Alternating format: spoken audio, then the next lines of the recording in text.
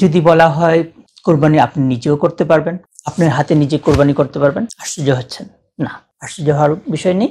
ইনশাআল্লাহ আমরা একটু বলে দিব কিভাবে আপনি নিজেই কোরবানি দিতে পারেন। কোরবানি করার জন্য প্রথম যে বিষয়টা আছে সেটা হলো, আমরা মনে করি যে অনেকগুলো দোয়া আছে, অনেক দোয়া, হুজুর অনেক দোয়া পড়েন, সেই দোয়াগুলো আমি পারি না, তাহলে তো আমি কোরবানি দিতে পারবো না। তা না, কোরবানি করার জন্য যদি আপনি বিসমিল্লাহ বলতে পারেন, সুবহানাল্লাহ বলতে পারেন, আল্লাহু আকবার বলতে পারেন, তাহলে আপনি কোরবানি দিতে পারবেন। একটু বিস্তারিত বলি। কোরবানি করার জন্য যে সবচেয়ে প্রথম যে বিষয়টা আছে সেটা হলো একটা ধারালো ছুরি।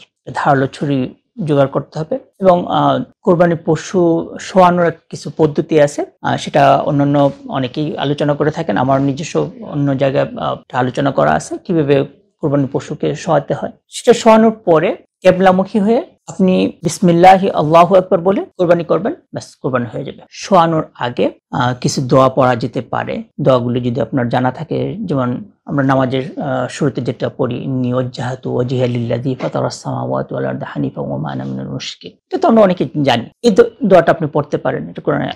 তারপরে আপনি পড়তে পারেন ইন্না সলাতি ওয়া নুসুকি মাহইয়ায়া ওয়া মামাতি লিল্লাহি রাব্বিল আলামিন। এরকম আরো কিছু আয়াত আছে, এগুলো দোয়া হিসেবে গণ্য হয়।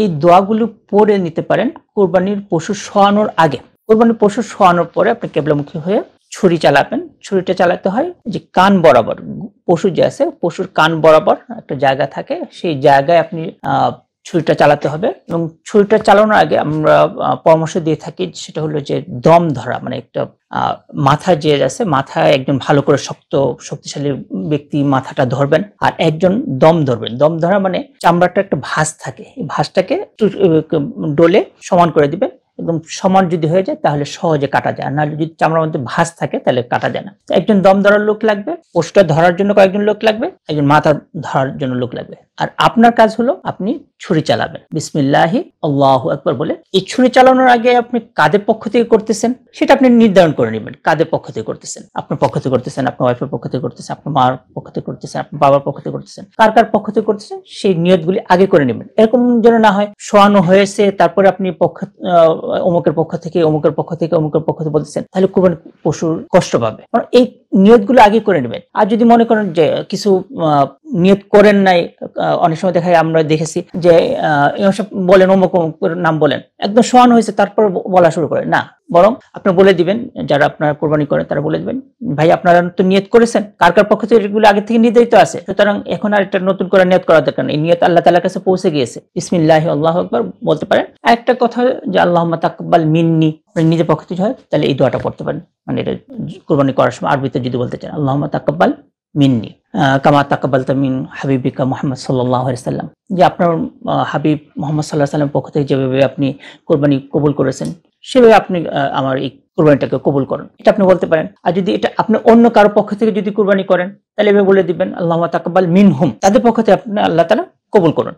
এই একটা দোয়া, এইটুকু দোয়া আপনি বলতে পারেন, মুখেও বলতে পারেন, বাংলায় বলতে পারেন, মনে মনেও বললেও কোনো অসুবিধা নেই। শুধু বিসমিল্লাহি আল্লাহু আকবার বলবেন। আর রক কাটতে হবে, কণ্ঠনালী, শ্বাসনালী এবং রক্তনালী। রক্তনালী দুইটা আছে দুই সাইডে, আর একটা হলো শ্বাসনালী আছে, একটা হলো খাদ্যনালী আছে। এই চারটা জিনিস কাটতে হয়। পুরো চারটাকে আপনি একবারে কাটে দিতে পারেন।